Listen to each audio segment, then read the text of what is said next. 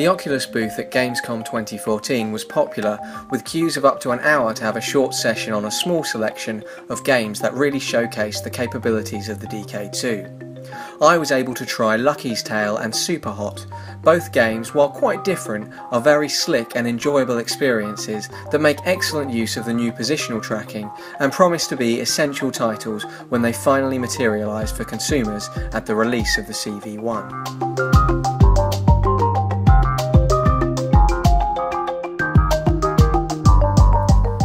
Lucky's Tale is a third-person platformer being developed by Playful Core and published by Oculus VR themselves.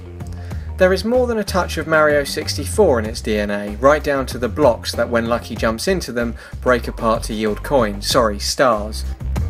What it may lack in originality, it makes up for in charm. The world has a lovely, chunky cartoon texture to it, and Lucky the Fox is quite adorable. It really doesn't look like much on a flat monitor, but trust me, in the Rift it is a joy, and has one of the best demonstrations of positional tracking and stereoscopic 3D that you'll see. Before the game begins, you are treated to an overview of the level, which you're able to lean into to examine details of the challenges to come. I found myself quite transfixed as I peered around this little toy box world, all before the game proper had even begun. During play, there are a number of nice little touches that connect you with the world, even though you are nothing more than a disembodied pair of eyes looking down on the action. At one moment, fish are being flung out of the teeth of a water wheel as it spins. They fly right past your head, and I spent quite some time just watching them go. As for controls, they are tight, satisfying, and pretty much what you would expect from a Mario-esque platformer. The left stick controls Lucky, with a button to jump, and another that is used to perform a body slam while you're in the air, which can knock out nearby enemies. The camera tracks Lucky smoothly as he progresses, leaving you free to look around and lean about as you see fit. One other really great mechanic that the demo included was throwing bombs at targets by simply looking where you wanted Lucky to throw. This was so natural that I had already completed the task by the time the Oculus rep had started to tell me how to do it. There's not much more to say about Lucky's Tale, other than it is just fun, and I was definitely left wanting more. It was a very comfortable experience, and I have no doubt that I could have happily played for another hour at least, had there been more content to explore.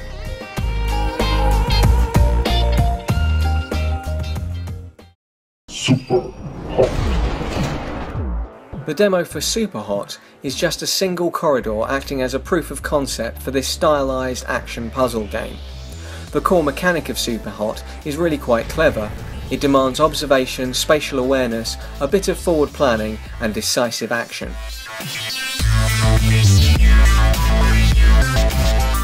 Three antagonists stand at the end of a corridor firing shots at you.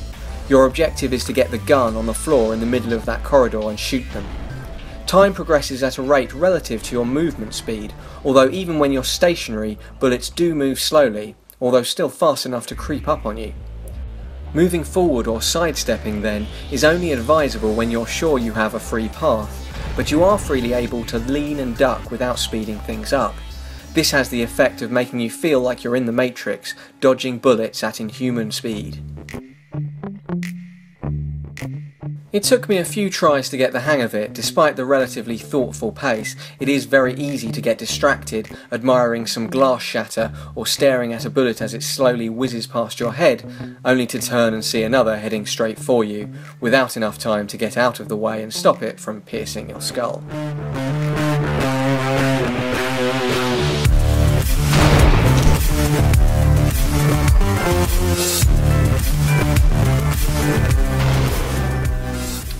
I was quite impressed with the originality of SuperHot. It has a very cool style and aesthetic of play. I would have liked to see another level to help me better envision how it would pan out as a full game though. I'd like to have had a taste of some of the variety the developers might be able to squeeze out of this premise. Perhaps I'm just being impatient though, only time will tell.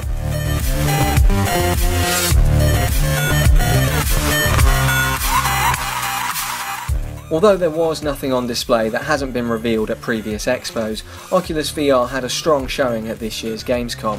they are gradually building up a very promising library of what we can only presume will be launch titles for the final consumer version of the Rift.